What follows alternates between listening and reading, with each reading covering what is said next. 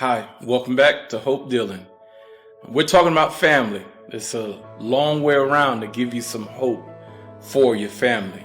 Genesis 1, God created everything, it was beautiful, good. Genesis 2 shows you how God created the male and the female, and it ends with a statement of them being naked and unafraid, unashamed. That's how beautiful everything was. It was paradise.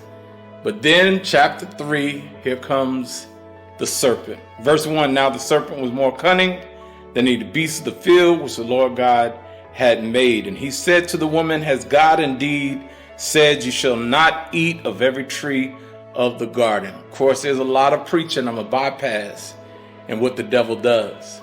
But in this devotion, I want you to consider the story. Genesis 2 ends with the statement of paradise. Genesis 3 begins with the coming of Satan.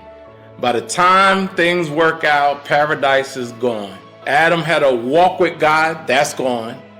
Adam had a beautiful relationship with his wife, that's gone. And now because of Satan, even his work in the garden, his work on the earth is frustrated. He and his wife are now struggling, not only outside, but even in their relationships. And all of that comes about because of the entrance of Satan. I think we know we need to keep Satan out of our own lives. I think we know we need to keep Satan out of the church, but you need to keep Satan out of your family. Because if God, I think Jesus said it best, when they asked Jesus about marriage, as far as the law is concerned, Jesus answers from Genesis 1. And he says out of Genesis 1 that what God has brought together, let no man tear asunder. Now, that's good news, because it means that if God puts you together, he's keeping you together.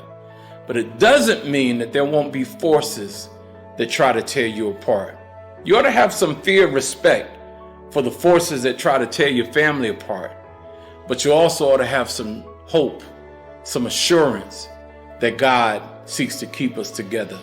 And he seeks to do so by giving us his word, giving us his will, and us following that way.